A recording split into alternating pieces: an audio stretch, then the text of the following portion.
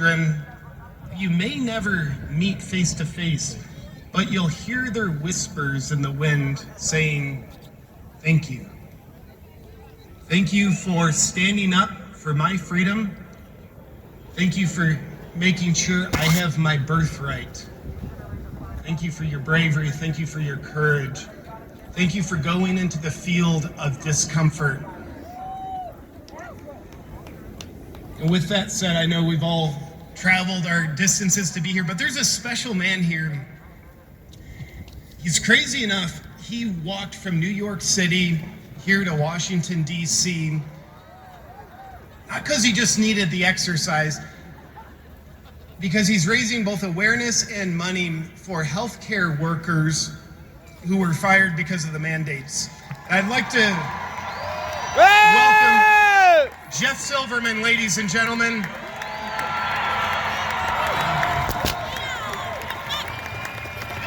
Please give it up for Jeff.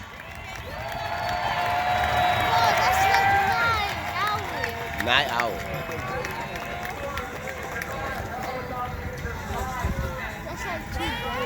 Thank you.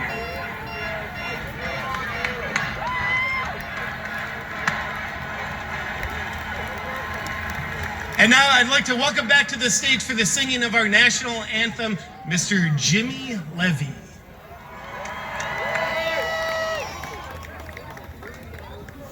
What's up, everybody? I'm going to sing the national anthem.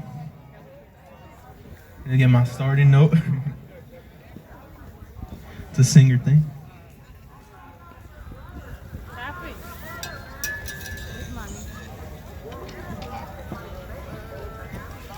Oh, say, can you see by the dawn's early light, we're so proudly we hailed at the twilight's last gleaming, whose broad stripes and bright stars through the perilous fight are the ramparts we watched, were so gallantly streaming, and the rockets' red glare, the bombs bursting in air, gave proof through the night that our flag was still there.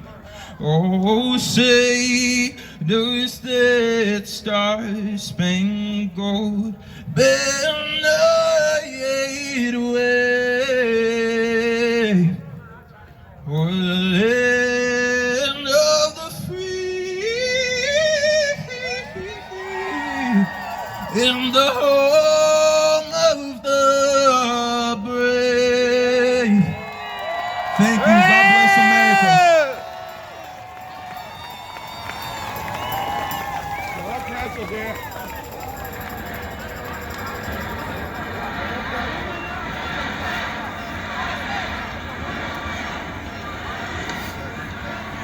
Y'all ready to get the show rolling? I've got the great honor of introducing our docket of speakers today, and our first speaker is Mr. Kevin Jenkins. He's a public speaker and a transformational executive at Urban Global Health Alliance as a CEO and founder, and at Freedom Travel Alliance as a CMO and founder. Please welcome to the stage Mr. Kevin Jenkins. And that we are free. Yeah! Are you free? Yes! Are you free? Yes! Are you free? Are you free? Now let me tell y'all something. 58 years ago, there was a young man named Martin Luther King that heard God's call, that saw what was happening in America, and he found his God courage to fight for all of us. Not because we were black, not because we were white, not because we were Jews, not because we were Asian Americans, because we are Americans. Are we Americans? Yes! Now you gotta know, 58 years ago, that was a bad man. He came out here and said, guess what? I'm going to fight for every child. I'm going to fight for every woman. I'm going to fight for everybody because guess what? That's what my God told me to do.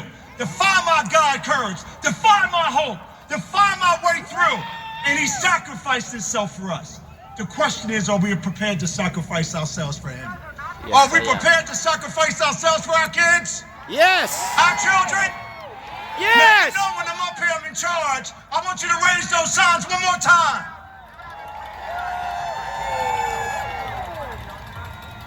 Now, you know, this is a defining moment for us because 58 years ago, we forgot what he said.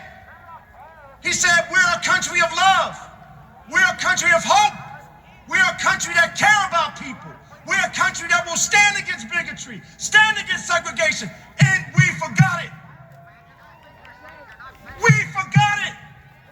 But today we are going to reclaim Martin's dream. Are we going to reclaim it? No, you're not. You're not ready to reclaim the dream, are you? Yes. Are we ready to reclaim the dream? The dream of hope, the dream of love, the dream that we can be a family together. We will never let anybody take that away from us again. Now, you know when you go home, you got work to do. You know you got work to do. You got to turn off that TV.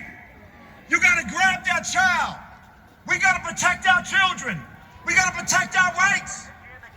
Do you understand 58 years ago we were standing in this square trying to unite the world to come together to fight against the tyranny of their time? Now that it's our time to fight against the tyranny of our time. That's what this mall, this mall is so beautiful. Look at all of you. Look at you. The world sees us. The world sees us. The world hears us. Does the world hear us? Does the world hear us? They've been waiting for us. The world has been waiting for us because we are the beacon of freedom and a beacon of hope. We have Abraham Lincoln in the back of us, and we have the monument in front of us, and we got the world at our feet. Do you understand that? Now let me tell you something. I know I'm a black American, and I am so proud to be with all of you. I want you to know that I love you. I want you to know I have hope in my heart. But I want every woman to raise their hand in this audience. Every woman. I want to thank all of you mama bears for helping me find the courage to stand up for you. I wouldn't be here. I wouldn't be here if it wasn't for you women. I wouldn't be here when I listened to you women in the audience and you were telling me about the stories of your children. It broke my heart. And I went home and I said, God, I have to do something. God, I have to stand in the gap for these children. God, I have to stand up the way Martin stood up, the way Ida B. Wells stood up, the way Marcus Garvey stood up, the way Malcolm X stood up, the way my grandmother Lily Mae stood up. Are we alive and well? You sure now? Are we ready?